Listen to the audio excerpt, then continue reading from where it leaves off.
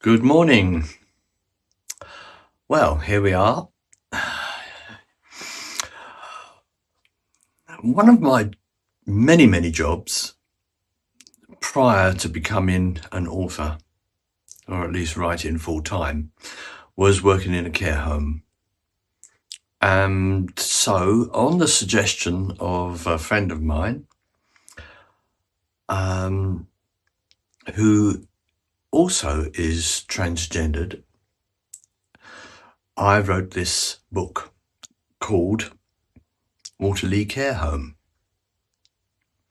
And instead of waffling along like I have been doing, I've written down a few notes, and I'll read from those notes. That will save me waffling. So this is about Waterleigh Care Home, and the story follows a young lady called Erin, a dedicated young carer at Waterleigh Nursing Home, as she navigates a demanding workplace staffed by both empathetic colleagues and bitter, prejudiced individuals. The primary conflict emerges with the arrival of Sarah Graham, a transgender resident with early onset dementia, whose presence sparks debate amongst the staff regarding identity and dignity. Erin becomes Sarah's champion, showing compassion for her transition and seeking out Sarah's estranged sister, Marigold, to facilitate a final reconciliation. Now, parallel to Sarah's story is Erin's relationship with her brother, Robin, whose own journey with cross-dressing and gender identity deepens Erin's personal investment with her work. Ultimately, the story examines the indignities of aging, the complexities of family forgiveness, and the quiet struggles of those living and working within the social care system. I worked in the care system for 10 years as an activity coordinator. So the book is written through my eyes, and so I know what goes on. And it's an intriguing read.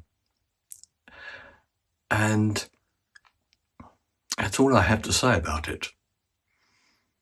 So Waterleigh Care Home combines two things: an examination of the care home system, as it was probably back in 2013, 14, and what it would actually be like for a transgendered woman to enter a care home with dementia and how she is treated.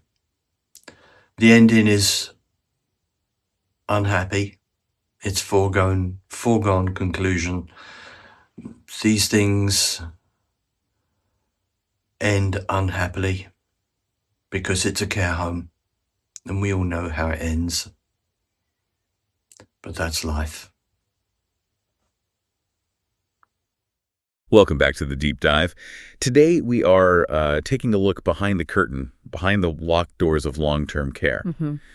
We have a really dense stack of source material here, detailing the daily operations, the very complex and often toxic staff dynamics at a place called Waterleigh Nursing Home. And it's really about one resident in particular. It is a profoundly sad story, but one that's also, I think, ultimately very resonant. That's right.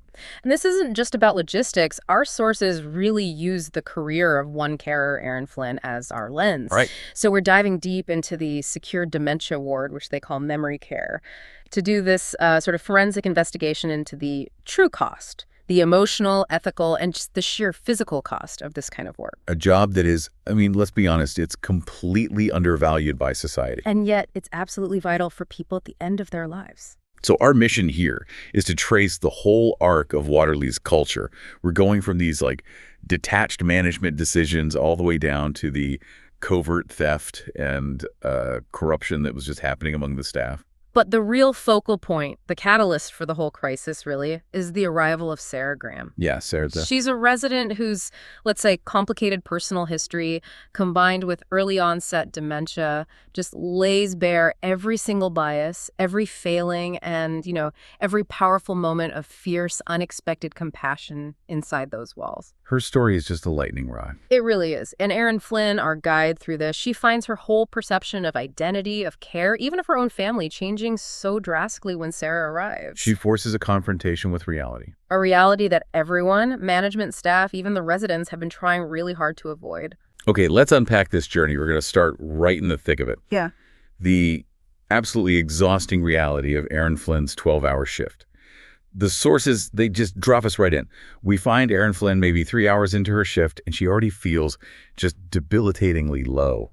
It's more than just being tired, isn't it? It sounds almost like an illness. It is. It's a profound systemic depletion. The notes are very specific about her physical symptoms, a throbbing in her temples, a general hangover feeling, just this deep, low thrum of malaise, even though she'd had almost no alcohol the night before. Right.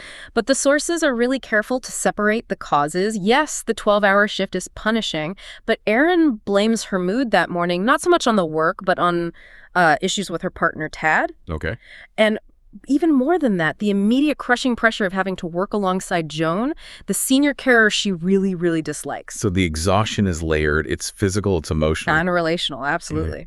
Right, relational. So let's drill down on the physical demands of that shift. A 15-resident dementia unit, what does a 12-hour day actually look like? It's relentless, and it's a nonstop rotation of duties that, often just clashes violently with human dignity. How so? Well, they start with bed making for all 15 residents. And this isn't just fluffing pillows. No. We're talking about physically stripping and disinfecting almost every single bed every day, sometimes more than once because of incontinence issues. And you're doing this with heavy, sometimes uncooperative residents still in the room. That is hard manual labor. Yep. And it's just the start of the day. Exactly. And from there, they pivot to logistics, sorting huge piles of laundry, doing the paperwork that's always there, running the tea trolley, which sounds light, but it's actually a really high-pressure moment. Right.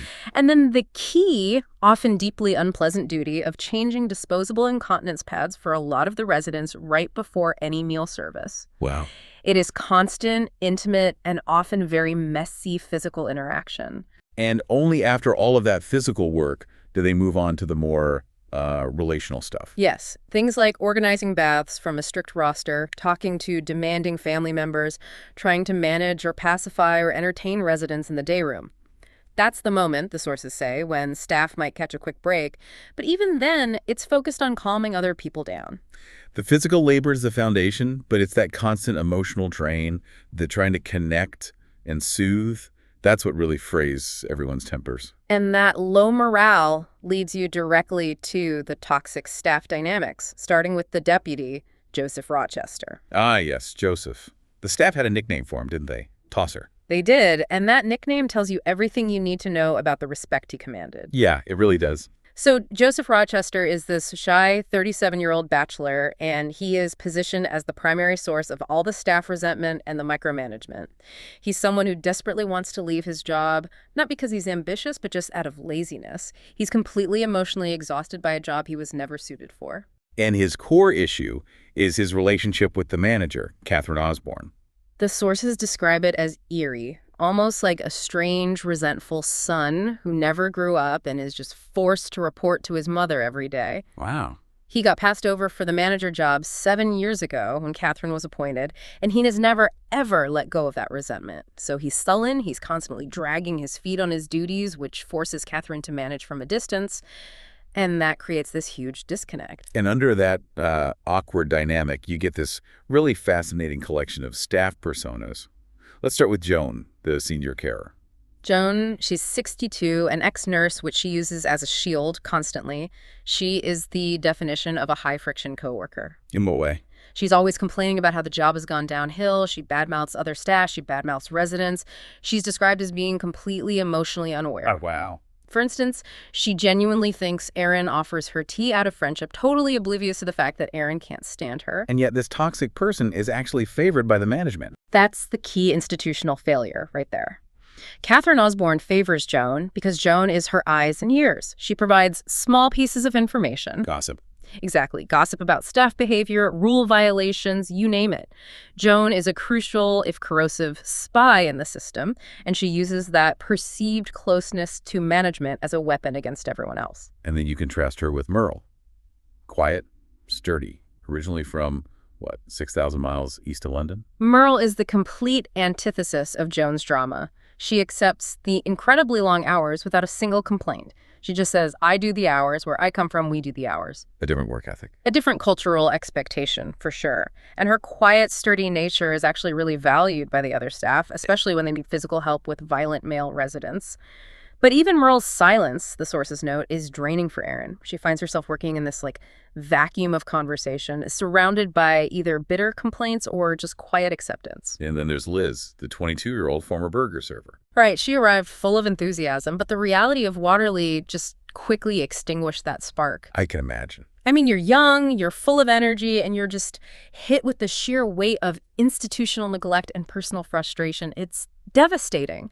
And all of these dynamics, they are made so much worse by the core issue: chronic understaffing. And we see that staffing issue being used to drive really unfair labor practices. Absolutely. The lack of temp staff isn't just an inconvenience, it becomes a coercive tool. Staff were basically blackmailed into taking extra shifts.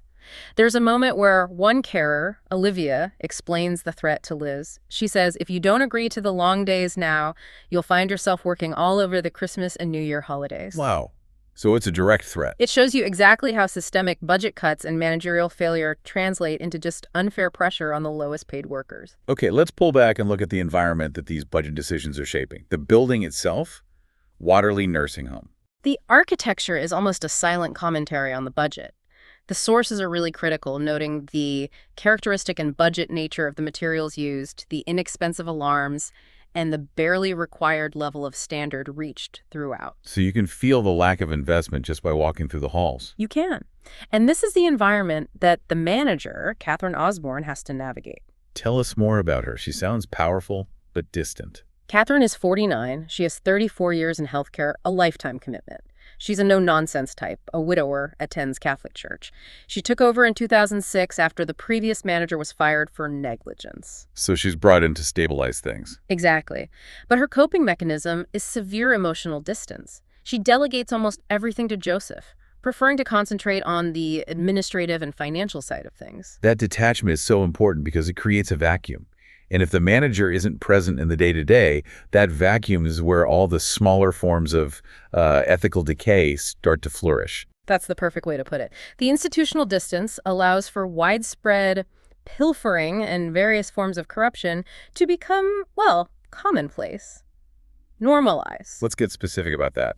The theft of residents' belongings seems like the most obvious form. Yes. The most common theft involves goods confiscated from residents. Sweets, chocolates, things like that. They're taken with this, good intention. Maybe the resident is diabetic or shouldn't have them. Right.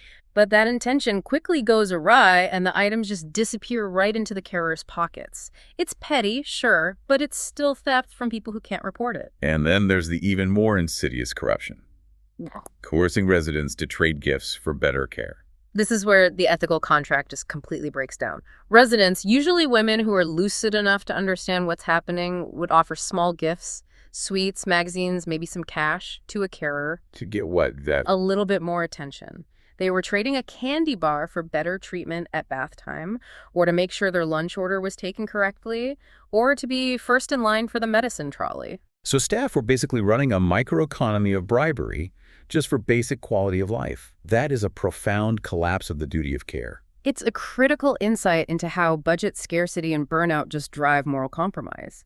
And Joan, as you might expect, is a walking example of this behavior. The sources are incredibly specific about her personal life. They are. Her husband has a large pension, and she's noted for funding her own extravagances, a recent boob job, her nails, by scraping what she could from his dwindling bank balance after putting him in a home. The text explicitly links her shallowness and her covert stealing to how she approaches her job. And her primary weapon, you noted, wasn't physical, it was emotional deception. Precisely. Her entire performance is built on her ability to pretend to care, a mask of hypocrisy that just sickened Erin. And this duplicity extends to the widespread use of derogatory names for the residents. Which speaks to the constant pressure the staff are under. How did these dehumanizing nicknames work? Well, the sources document this casual use of derogatory titles. The resident Anne Flowers, for example, they called her the hand grenade lady because of her habit of reaching into her underwear and flinging feces at people. Oh, my God. And on really bad days, when everything kicked off, even the F or C word was used openly for residents who were being particularly difficult. It's a toxic coping mechanism, a way to distance yourself from the human being you have to clean up. It's institutional rot. The system is so strained that basic decency becomes a luxury. And this environment, it just sets the stage perfectly for the arrival of the most challenging resident Waterleigh has ever seen, Sarah Graham. So Sarah's arrival is first mentioned during the weekly management meeting, Catherine Joseph and senior nurse Helma, and it's always telling what management discusses first. Right. They start with staff sickness and then the recent death of Mary Fox. Mary Fox, 68. She'd been a long-term resident, but her final days were marked by this sudden, terrifying, aggressive acceleration of her dementia. She changed overnight. Almost. From a likable patient into a mean and vicious harridan. She refused all food and water, which is often a final, desperate act of control in this disease. She lasted only 10 days. And the reaction to her death. The source notes it was met with a chilling combination of a mixture of relief and grief. Grief for the loss of a life, but relief that the brutal part of the illness was finally over for everyone. That dual reaction says so much. And now, Sarah Graham arrives to take Mary's room. And she's immediately unusual. Instantly an anomaly. First, her age, 65. That makes her the youngest patient they had ever taken on. Right. Early onset dementia is rare enough, but it was triggered by complications after anesthesia. And second, and this is the crucial part, Catherine describes her situation as somewhat unusual. And the reason for the surgery, that's the reveal that just changes everything at Waterleigh. Sarah was undergoing sex reassignment surgery, transitioning from male to female. The complication happened after she had a bilateral orchiectomy. Which is the removal of the testes. Correct. But before the full subsequent procedure was completed, and that's a vital detail. It shows how committed she was to this transition before dementia intervened. Her case only came to light because of a kitchen fire at her home. And she was already suffering from memory loss and paranoia. Deeply, believing her parents were still alive and on a cruise. So this is a very complex, very sensitive case. And Catherine's first reaction as a manager is cautious. Intensely cautious and gendered. She orders that a man, initially Stuart, but later changed to Thaddeus or Tad from the nursing unit, must supervise Sarah's baths twice a week. Okay. She frames this as necessity, a one-off situation that might cause some disturbance, and that they would play the whole thing by ear. This just shows you management's immediate concern about potential scandal or staff discomfort over her legal identity versus her birth gender. So how did the carers react when Joseph, the emotionally stunted deputy, awkwardly breaks this news to them? Oh, he handled it terribly. He just told them Sarah was a transsexual and immediately deflected all their questions to the case notes. He basically passed the emotional and ethical hot potato to the care staff.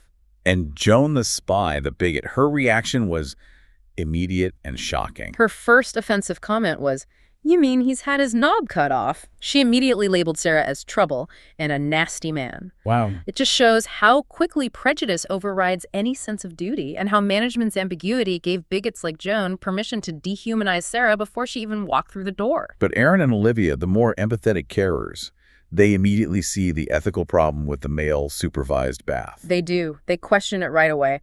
They argue that if Sarah has had the surgery and is legally a woman, then requiring a man for intimate care is inappropriate. It violates her dignity. That's a good point. Olivia says, she wouldn't want a man involved if it was her relative. This is the first clash between Sarah's legal, established identity and Waterleigh's fear-driven, conservative instincts. And Joseph just shuts them down. Let's focus on Erin's first impression of Sarah. She sees her being wheeled in, and her immediate judgment was honest, but immediately regretted. Her internal reaction was, "God, that's one pig-ugly woman." Wow. And she was truly shocked and immediately felt guilty for the thought.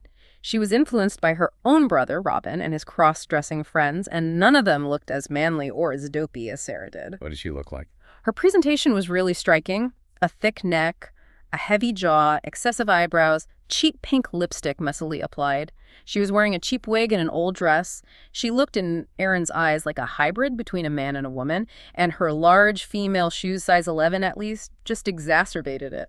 That physical shock really highlights the deep-seated prejudices that even the well-meaning staff had to confront. It does. And Sarah immediately lived up to Joan's prophecy of being trouble. She was instantly hostile and refused all care. She was resisting. Defiance was her immediate mode.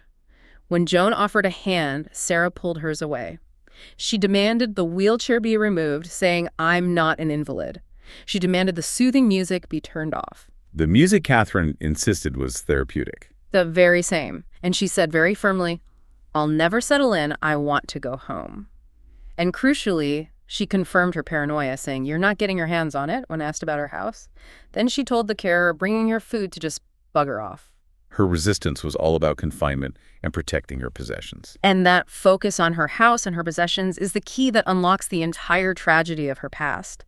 To understand Sarah Graham, or John Graham, you have to look at the life he lived for nearly 50 years. He was intensely private, paranoid about his house, and his whole life was just marked by secrecy and this internalized conflict. So he was born in 1948, and his early life was defined by loss and the suppression of his identity. Right. Born into a very conventional post-war family, but his mother knew he wasn't ordinary by age 4. Well, her fears were confirmed when he was 15.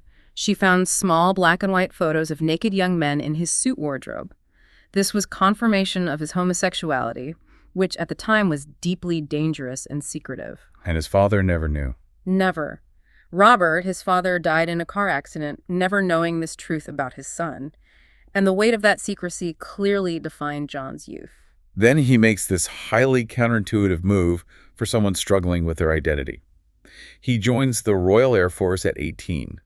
For 30 years. It was a very contradictory form of self-medication. At first, he hated it, the isolation, the homesickness, the pervasive bullying, but he stayed for one reason. He enjoyed the constant disciplined company of men. So it provided a structure to suppress who he really was. To suppress Sarah, yes.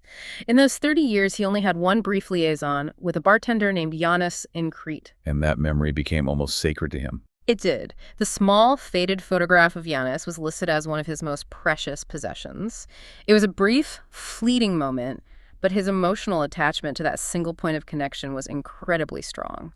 So when did the identity of Sarah finally start to reassert itself? It was later in his career, during a posting in Portugal. He was celebrating a football match victory and met what he first described as a fine-looking woman with an exceptionally deep voice. Okay.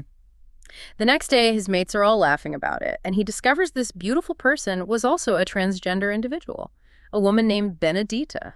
That must have been a powerful moment of recognition for him. Life-altering. That encounter reawoke his deepest, most suppressed female nature. He searched desperately for Benedita, realizing in that moment that his entire career, the righteous drinking, the extreme danger, had been a decades-long diversion, an attempt to suppress a fundamental truth. After he leaves the RAF in 1996, the desire for Sarah just intensifies. What steps did he take? Well, he was 48 when he left the service. After caring for his dying mother, he started searching. He found a private club in West London that promised to turn gentlemen into women. That's where he was first given the name Sarah. And that was a fix for him. It was. It gave him a profound sense of peace.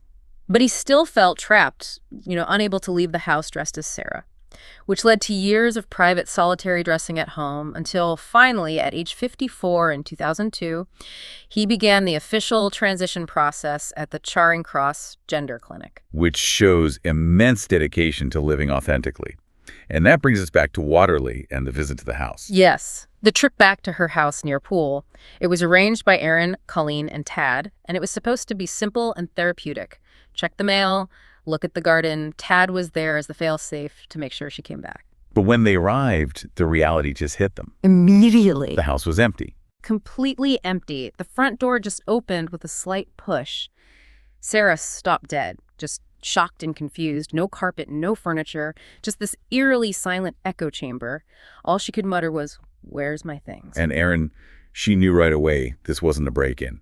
This was something else. Her compassion just drives her.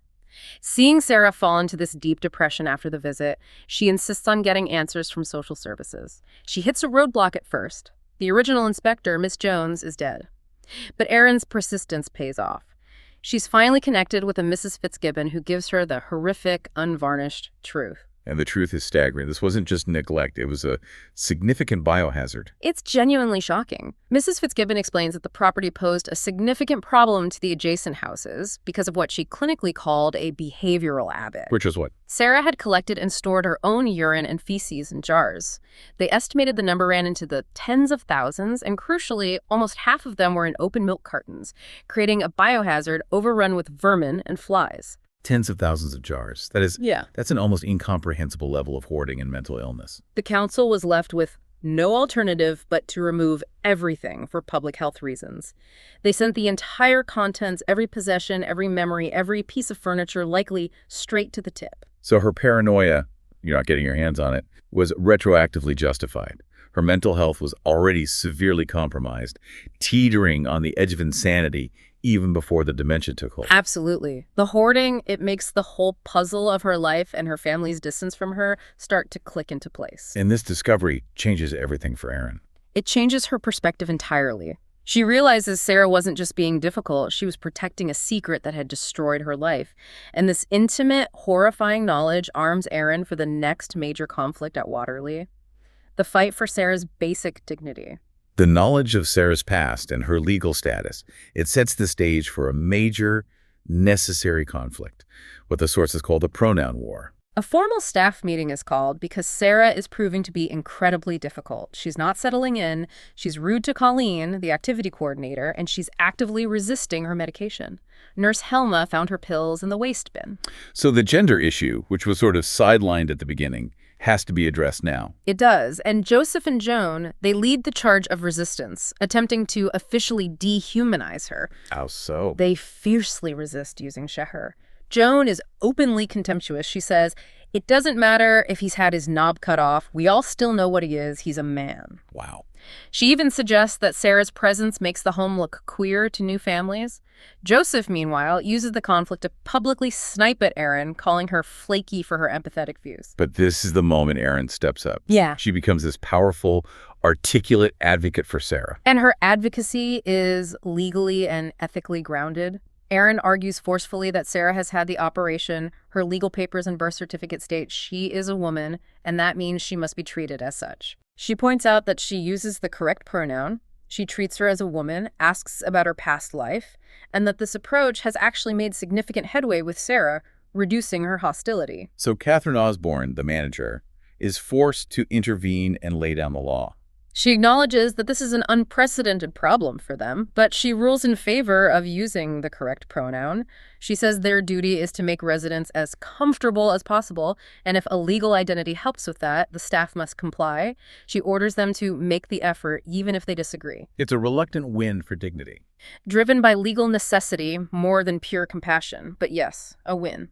And Erin's outspokenness has immediate consequences, right? Both professionally and for Sarah's care. Professionally, Joseph immediately places her under this intense, nitpicking scrutiny for being disobedient.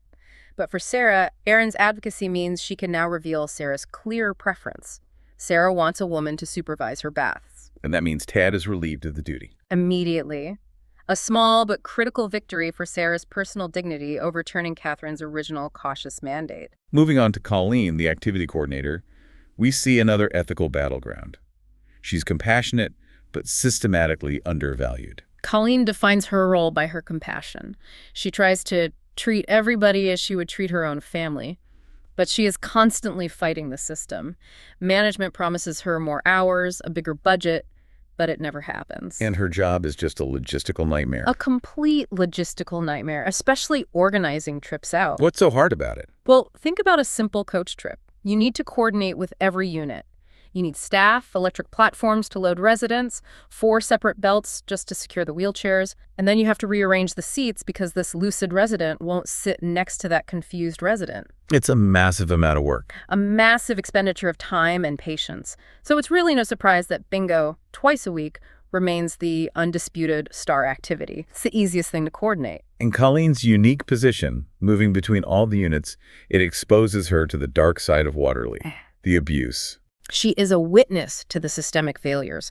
She sees all these different levels of abuse, often stemming directly from time constraints and severe staff burnout. Ranging from minor incidents to severe ones. Exactly. From rough, impatient handling because staff are rushing, to truly inexcusable acts.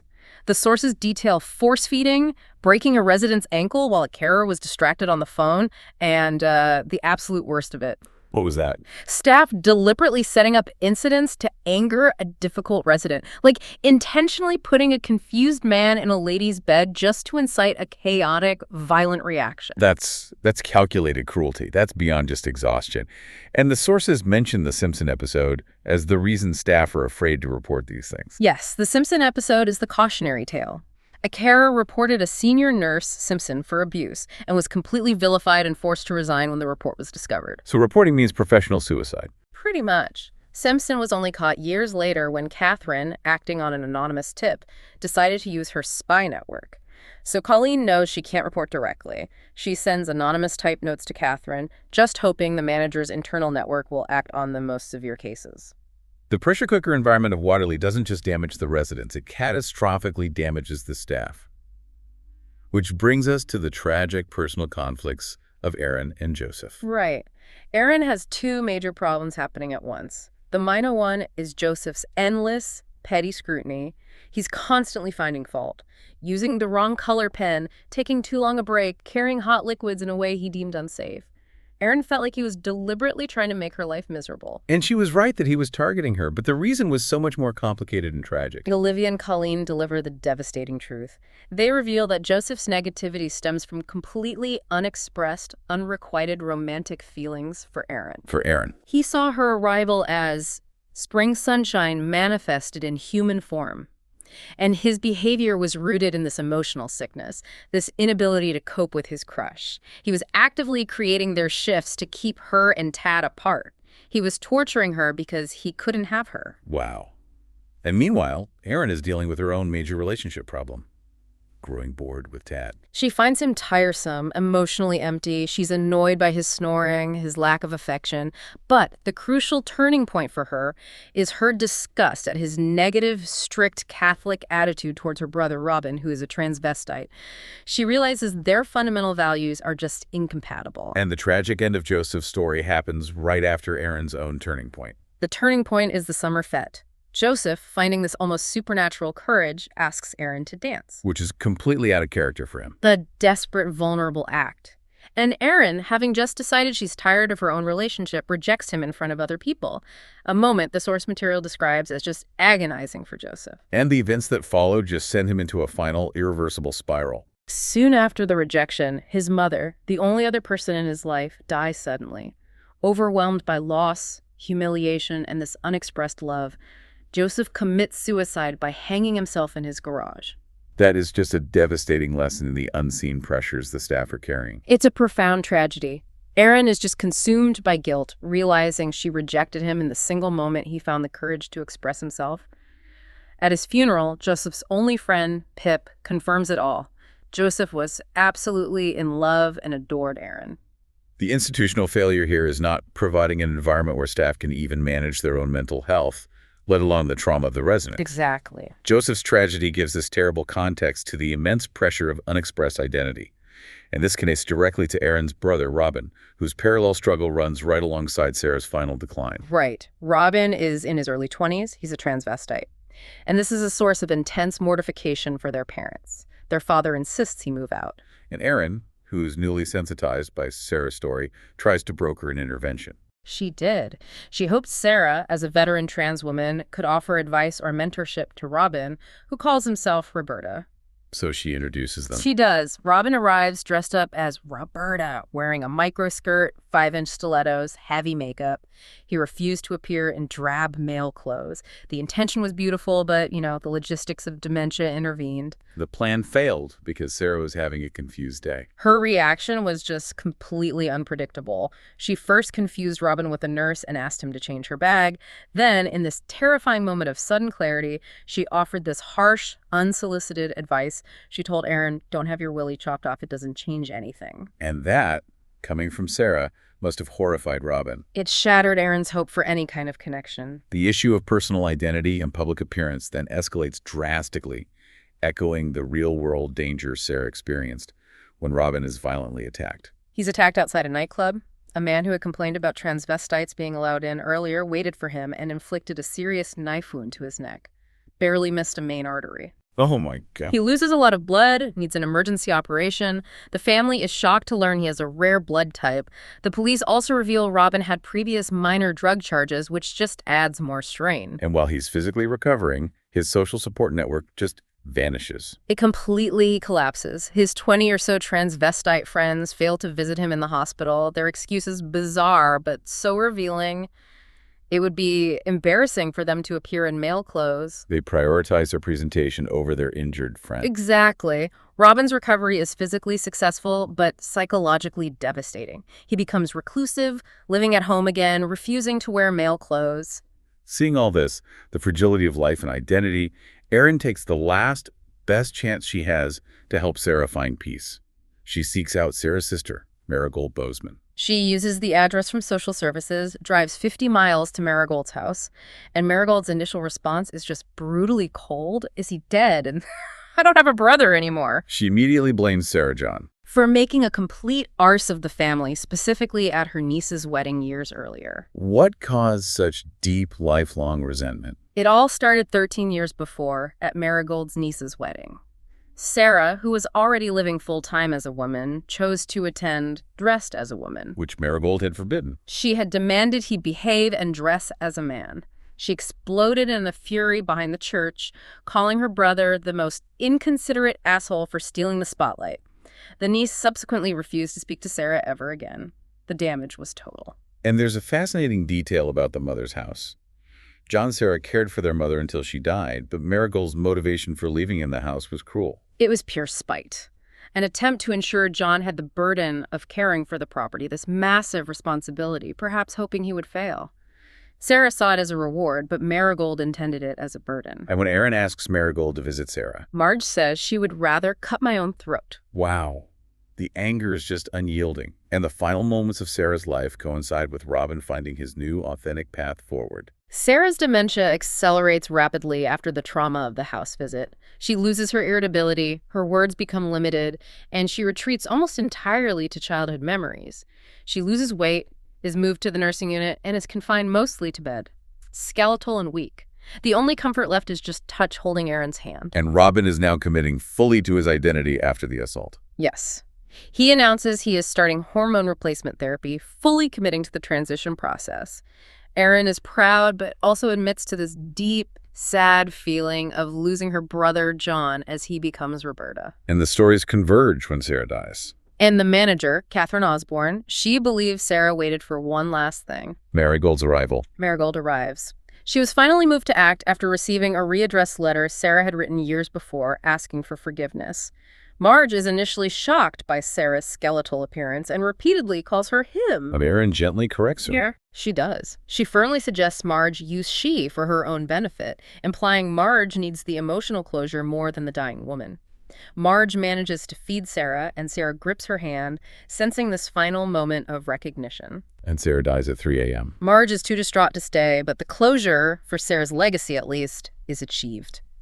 Catherine Osborne, moved by this, shares a deeply personal story of her own mother waiting for her to arrive from Canada before taking her last breath. Suggesting that Sarah, too, waited for that moment of forgiveness. For the long-standing, powerful anger of her sister to just dissipate before she could finally let go. A testament to the unseen emotional ties that bind us, even at the very end. #outro. So if we synthesize everything from this deep dive into Waterleigh, we see this dual tragedy that really speaks to the failures of modern care.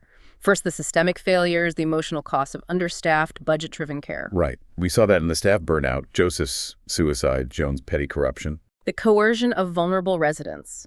This is the tragedy of institutional neglect that Erin and Colleen and the other ethical carers are forced to fight every single day. And that institutional failure is set against the profound personal tragedy of Sarah Graham. This was a woman whose entire life was a battle for self-acceptance, culminating in madness, loss, and the total abandonment by her family. Yet she found some kind of closure in her final moments. She did. Sarah, through her suffering and her complete inability to fight the disease, finally earned the respect of the staff who had initially ridiculed her.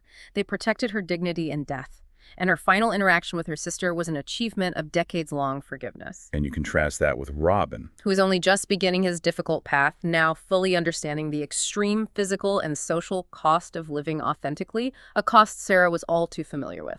Erin's journey ends with a new sense of purpose, a new senior role, a new boyfriend, but also a deep, critical understanding of the care industry. She fought to connect a dying woman with a sister who abandoned her, proving that genuine care means fighting for dignity, even when the resident can no longer demand it. She learns that people can choose to die alone, but should never have to. Which brings us back to the heart of Sarah's personal struggle, which was crystallized in that last letter to Marigold. Right. Sarah wrote that if she had simply been born a cripple, if her identity challenge had been a recognized physical disability, she wondered if the family would have treated her so poorly. It's a devastating question for us to mull over, especially when we look at the struggles of those close to us. When you see someone facing immense vulnerability, be it in their identity, or an illness, or a mental disorder, do we judge the choice that was made to live a certain way? Or do we respond simply to the condition they find themselves in? How does our capacity for compassion change depending on whether we perceive the struggle to be a chosen path or a fundamental human condition? That choice, whether we offer judgment or compassion, it determines the quality of life, and indeed the quality of death for those most vulnerable among us.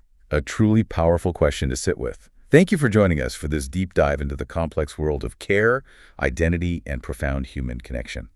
We'll be back next time with a fresh stack of sources and more surprising insights.